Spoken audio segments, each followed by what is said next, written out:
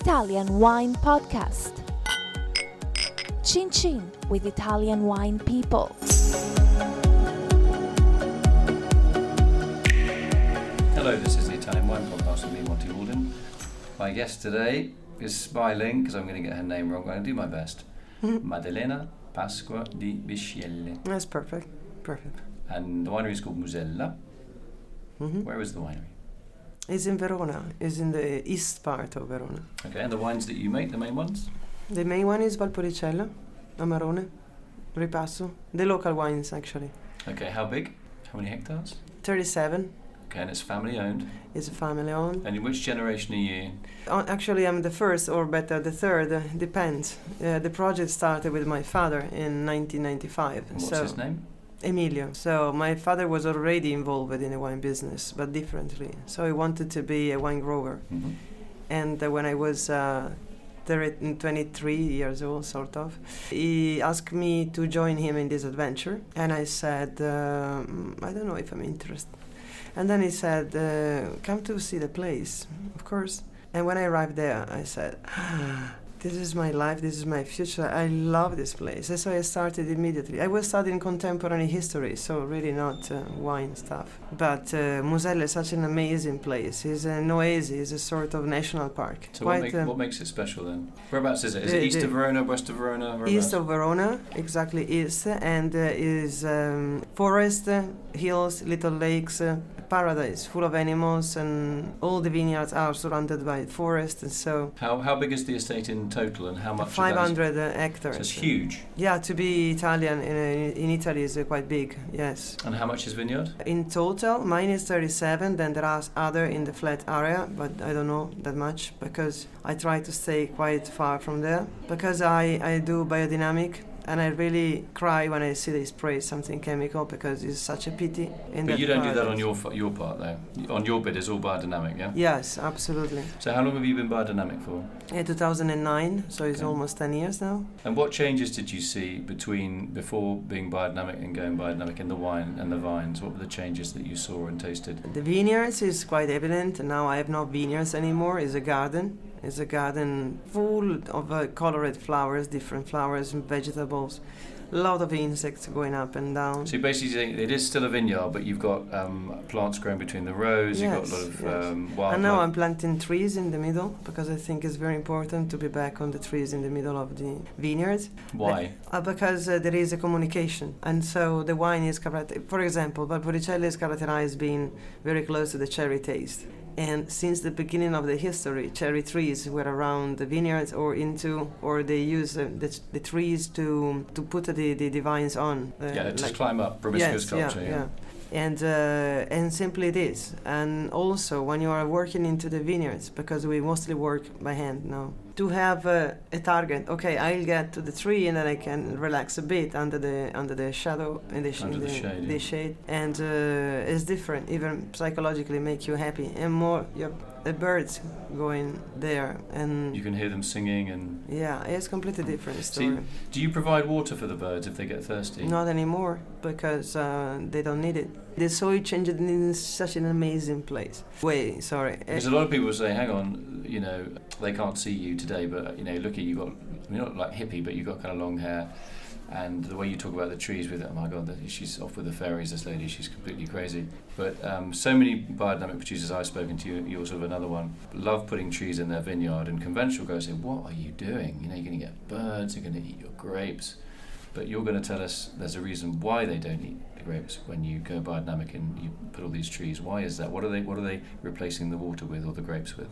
What are they eating in the soil to keep? Everything. There is so many things to eat and to have. So worms, insect, vegetables. We have now a lot of vegetables coming out by themselves. Do you mean wild ones?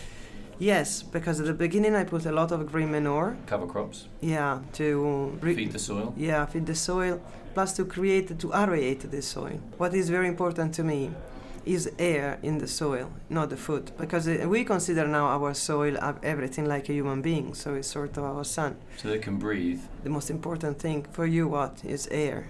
You can stay weeks without food, days without water, but just few seconds without air. So that's the first things we have to provide with. Doing this, the soil became absolutely more reactive and less is more humid, full of humus, and is able to keep more the water. So when it rains, the water can infiltrate very slowly, you don't get any erosion, and when it's hot, because there's residual water in the subsoil, the vines can find what they want when they want it. Yeah, exactly. And so, giving no water anymore, you also reduce the fungus problem. I'm now treating the vines not everywhere, but in some spots, just with the cow milk, raw cow milk. On your vines? Mm-hmm. So that's, you're using that for oidio, no? Oidio and mildew and peronospora. So basically it sounds a bit crazy. It is, but if you think... Using milk to treat the three main threats to vines are botrytis or grey rot, and then oidium, which is powdery mildew, and peronospora, which is downy mildew. And what we're hearing is that milk-based products are actually very effective against these without using things like copper or sulfur, yeah? Yeah, because the idea, the concept is important. We don't want to kill anything anymore. And so even the copper, even if it's a lighter way, is not going into the vine, is something is killing, and is heavy and is still metal. So I'm still experimenting, but this makes me very happy and a lot of fun. And when you pass through and you smell this yogurt... But do you not have any moments of real kind of stress? People say, hang on, what happens in a really difficult year, a difficult vintage? Surely your vineyard is just going to be annihilated by fungal disease and things like that. This is the funniest part. In 2014, when we had a very difficult vintage... Very wet. Yeah, we had less problem than the chemical vineyards. And so my father was finally very happy, because my only stress is I'm going a bit faster than the other, and so to convince them that we are doing the right thing, and they have to take from their mind everything they had in the past, because I know it's difficult. This is the reason why for me it's easier, because I studied contemporary history and not agriculture or enology, and so I have not these informations there. Yeah, you didn't get, I mean, in inverted commas, everybody sort of indoctrinated. There's only one way to grow wine. It's you need, for the weeds you have herbicide, for pests you have pesticide, and for fungal diseases you have fungicide. So you kind of avoided that. Yeah. And you have that's why you have an open mind to have a completely different view. Yeah. Exactly. I mean, how much do you get into the kind of lunar cycles? Are you really into that, or do you... Not that much, or better. I do it a lot with liquids, so filtration eventually we filter a couple of wines, and a bottling, or when we move the wines... When you rack them. Yeah, I watch the moon, the phases. What about atmospheric pressure? Pressione atmosferica. Do you follow that? Sense. Well, just like if it's a cloudy day or a sunny day. But yeah, we try to do in a sunny day always. But according with that, the rest in the vineyards is more difficult, because I do it in my vegetable garden, but for the vineyards it's too big to follow that, and honestly I can't, unfortunately. What are your main markets?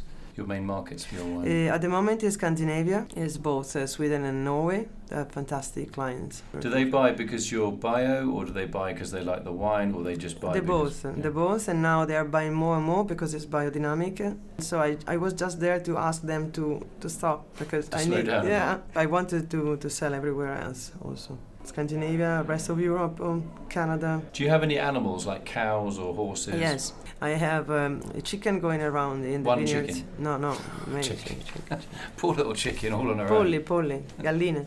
And then I have donkeys. A cow is not mine at the moment. I'm renting a cow. I have a cow. I have a guy having a lot of cows close to me, and the guy is giving me the milk.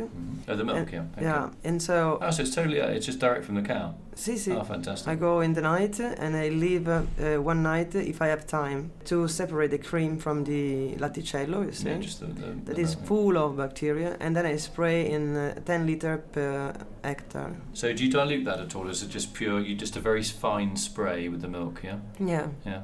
Well, it's like the copper, like the same spray. So how does it work in protecting the vines from downy mildew, peronospora? How does it actually work, the milk? Is it just something... It works that you feel the environment of life, and so you leave less space to the fungus.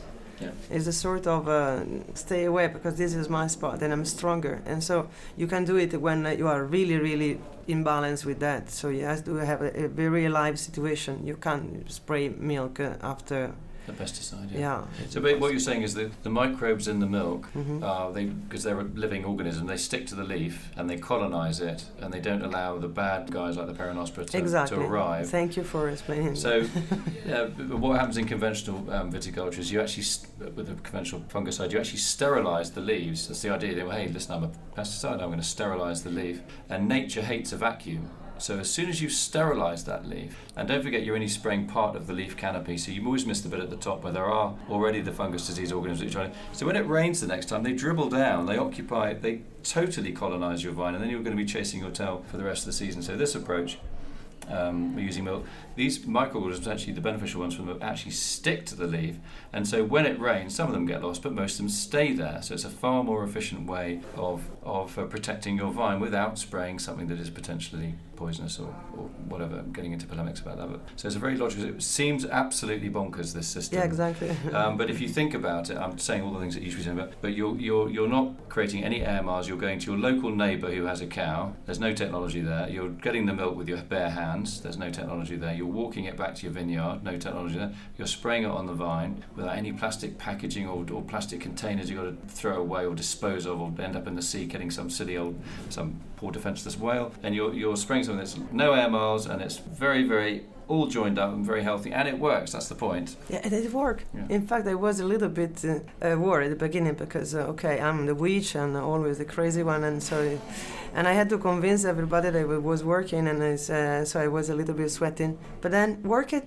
and the grapes were safer than others because even for the rot, no rot in all the vineyard. I mean, I want to extend a bit to this. I'm just doing in a couple of vineyards that are close to me, and it's working. Do you have any bees? Yes, I have. The story with the bees is a bit complicated because unfortunately I'm allergic. And so I went to the hospital a couple of times. Okay. And so now I delegate that. And this guy is having his own bees on my property. But yes, okay. of course. So you get anaphylactic shock, do you? Mm-hmm. Yeah, that's pretty dangerous. Yes, so my mother asked me, please, the bees, no. Yeah, I'm sure. But another thing about why bees are important, apart from the fact that fundamental. they're fundamental actually to our existence. The reason that they're important, apart from the fact that pollination and all the rest of it, is over winter in their tummies they incubate wild yeast. So if you really want to start making wines with a wild yeast fermentation, bees are a great team to have around. Exactly, it's a great team. So what we're kind of talking about is having a really joined up. It's biodiversity, isn't it? Yeah, so important. So I mean, your family think that you've got long hair and you think, another hippie kind of. Head in the clouds. Yeah.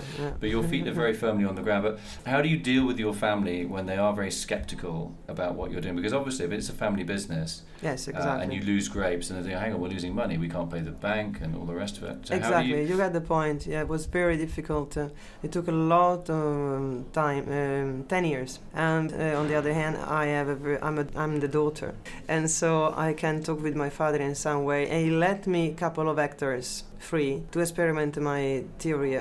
I didn't know anything about biodynamic at the time, so when I discovered it, I said, yes, allora there is something I can do properly, and I start to study. So I always say that in some sense it was better that I waited so long, because I arrived there very prepared, and then I did it properly. I had the help of also a consultant at the beginning, more for my father than for me, but it worked. We didn't do any mistake, and we didn't lose any single grape. The wine is better. My father is extra happy now, and so he can see that in the analysis when the grapes come in. He can see things like acid, pH ratios, and extractability of tannin and all that. Everything is better. Pip color, pips are browner, I guess. And taste is so crunchy, so fruity, so cherry taste, and it's so alive. I always joke and say, look at this wine, is jumping out of the glass. It wants to run, and to see the satisfaction of my father now is a great gift for me, because it was hard at the beginning. I said, it was sort of, it was hoping that there was some problem, because it, to confirm his theory. But on the other hand, he was a great man, because even if he was quite nervous, he shut up, he went away, he understood that it was important. And so, great respect for my father. I don't think it's very easy to let the kids go, even if when you are not so convinced about that. Is he here today? Yes. Okay. Oh, he's not. I don't know where he is, but it's a shame he's not here. Do you speak Italian? Yes. Okay. Well, anyway, that's okay. All right, Maddalena. Thanks very much. Thank you. Maddalena. That's a very long name. Pasqua di No, Bisceglie. my Maddalena is fine. Maddalena. It's just be biodynamic and say, hey, Yeah. where's money? Yeah. Maddalena. So I just want to say thanks to Maddalena Thank you. for telling us all about Musella and the chain of biodiversity you've established, right from the tiniest infinitesimal little microorganism that's come out of a cow's udder that ends up on the leaf to all the bacteria and fungi and yeast. Always And the people say, manure. what's wine made from? It's made from yeast, fungi, and bacteria. That's what it's made from. So without those guys, you can't make wine. So and it's great that you've got that cycle of life It's that you've important. created. Yeah, so many things to do because then we didn't talk about preparation, the 500, the manure, All the biodynamic, 501, all the sorcery and all the rest of it that goes into biodynamics. Yeah, exactly. But the nutshell A lot about of fun. biodynamics, you're trying to create a self-sustaining living organism, which is self-sufficiency, which is what you got with your animals and all your friends' animals. And you're saying that plants are shaped by substance, solid stuff, nutrients, mineral elements and so on, and by forces that pull vines up to the sun and then they pull You know exactly vines down to the earth with gravity. If you think about that, a nice taut vine that's got a strong tummy, very fit, like it's worked out, and it's going to be stronger to resist pests and diseases. Yeah, that's what we're talking about.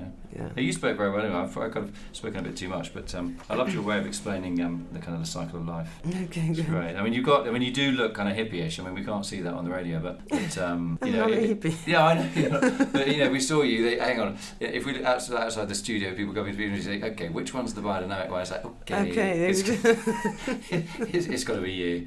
It's not like we're going to lose a bet, right? Yeah. So, but it's all about being coherent, and you most certainly have been. So, thanks very much for coming in, Maddalena. Thank you. And anybody that's interested in biodynamics and you want to try a really good biodynamic wine, get a bottle of Musella.